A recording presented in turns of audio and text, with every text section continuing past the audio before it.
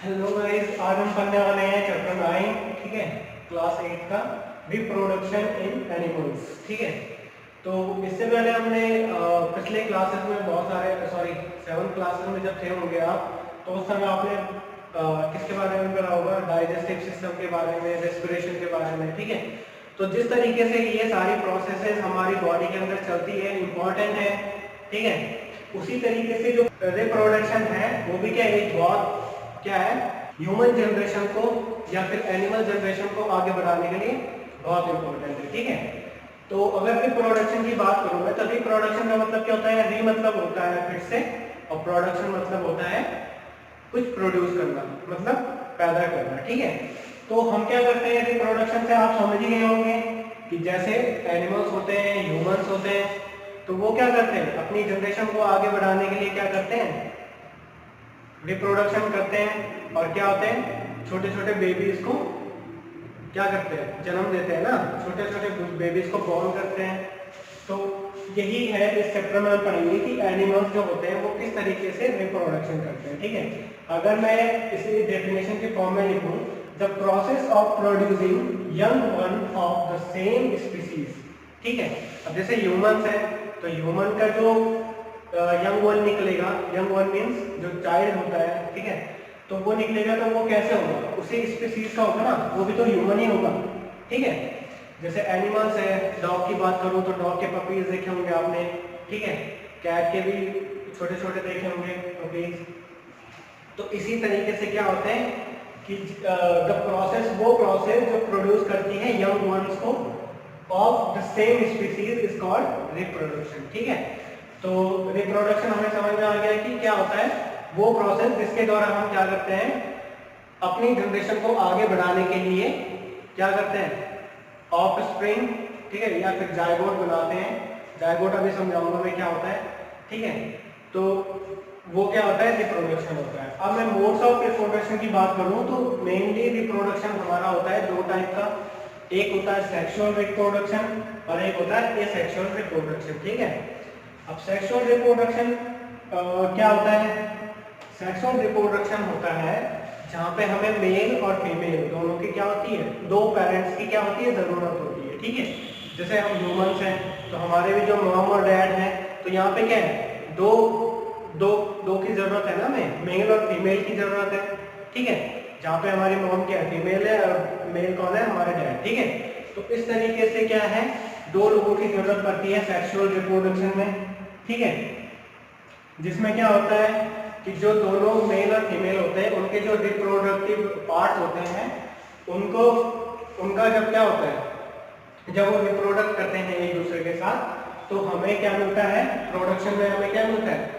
Baby मिलता है। ठीक है, जायगोट मिलता है। तो यहाँ पे सेक्सुअल प्रोडक्शन का देखेंगे, in this two parents male and female are involved in reproduction. ठीक है, इसमें क्या है?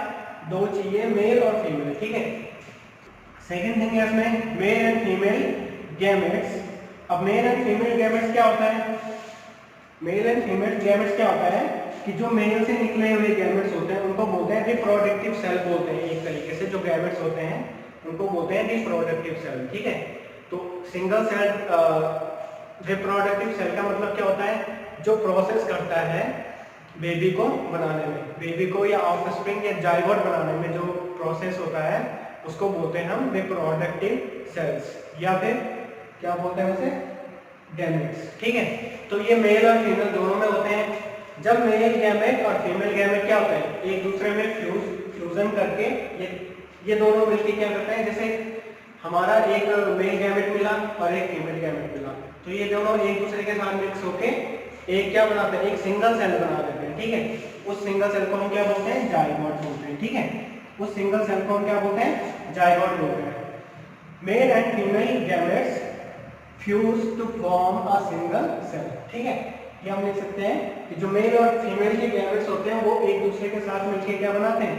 जाइगोट बनाते हैं। ठीक है, और यही जाइगोट क्या होता है? ग्रेजुअली डेवलप होता है। ग्रेजुअली मतलब ग्रेजुअली देखा होगा आपने कि मॉम के जब कोई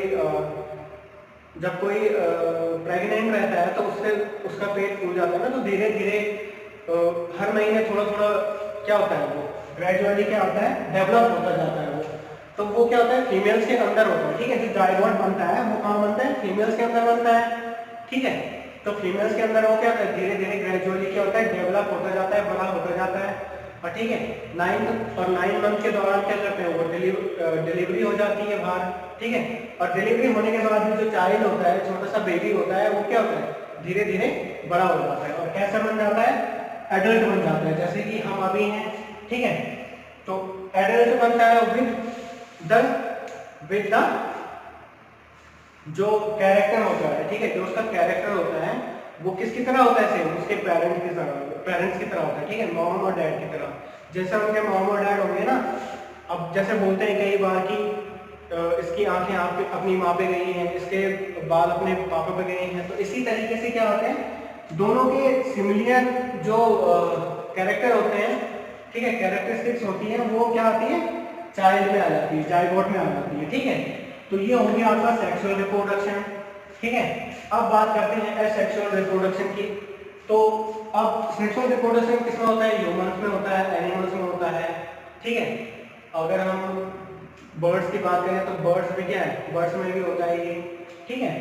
तो जितने भी हमें क्या लिविंग थिंग्स जो हमें क्या नेकेड आई से दिख जाती है, जितनी भी हमारी क्या है, जितनी भी हमारी जो लिविंग थिंग्स हैं जो हमें नेकेड आई से दिख जाती हैं, वो सब क्या करती है, सेक्सुअल रिप्रोडक्शन।